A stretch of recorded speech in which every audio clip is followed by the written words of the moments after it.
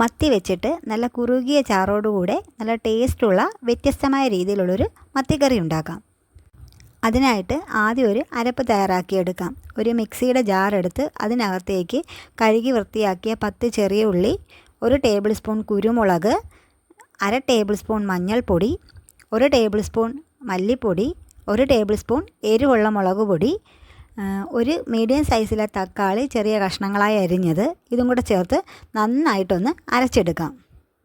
ഇനി ഒരു മൺചട്ടി അടുപ്പിൽ വെച്ച് നന്നായി ചൂടായതിന് ശേഷം അതിനകത്തേക്ക് 2 ടേബിൾ സ്പൂൺ വെളിച്ചെണ്ണ ഒഴിച്ചു കൊടുക്കാം. വെളിച്ചെണ്ണയൊക്കെ നന്നായി ചൂടായിട്ടുണ്ട്. ഇനി അതിനകത്തേക്ക് 1/4 ടീസ്പൂൺ കടുകും 1/4 ടീസ്പൂൺ ഉലുവയും കൂടി ചേർത്ത് കൊടുക്കുക. ഇപ്പോൾ ഉലുവയും കടുകും ഒക്കെ നന്നായി പൊട്ടിയിട്ടുണ്ട്. ഇനി ഇതിനകത്തേക്ക് ഒരു 10 വെളുത്തുള്ളിയും ഒരു മീഡിയം സൈസിലെ ഇഞ്ചി ചെറിയ കഷ്ണങ്ങളായി അരിഞ്ഞതും ആവശ്യത്തിന് കറിവേപ്പിലയും കൂടി ഇട്ട് ഒന്ന് നന്നായിട്ട് വഴറ്റി കൊടുക്കുക.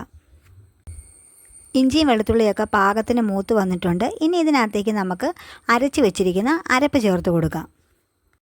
എന്നിട്ട് നന്നായിട്ട് വഴറ്റി കൊടുക്കാം. എണ്ണ തെളിഞ്ഞ് വരുന്നത് വരെ ഒന്ന് നന്നായിട്ട് വഴറ്റി കൊടുക്കണം.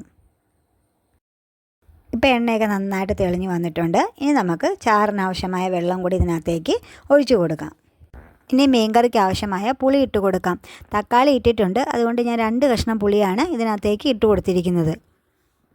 ഇനി ആവശ്യത്തിനുള്ള ഉപ്പും കൂടി ചേർത്ത് കൊടുക്കാം. ഇനി ഗ്രേവി ഒന്ന് നന്നായിട്ട് തിളച്ച് വരട്ടെ. ഗ്രേവിയൊക്കെ നന്നായിട്ട് തിളച്ചിട്ടുണ്ട്. ഇനി ഇതിനകത്തേക്ക് നമുക്ക് മീൻ ഇട്ട് കൊടുക്കാം.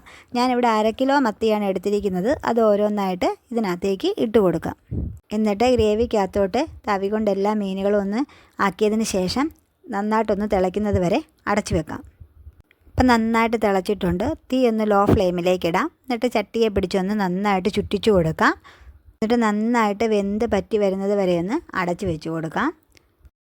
ഇപ്പോൾ വെന്ത് പറ്റി പാകത്തിനായി വന്നിട്ടുണ്ട്. അങ്ങനെ നമ്മുടെ ടേസ്റ്റുള്ള നല്ല കുറുകിയ ചാറോടുകൂടിയ മത്തിക്കറി ഇവിടെ തയ്യാറായിരിക്കുന്നു.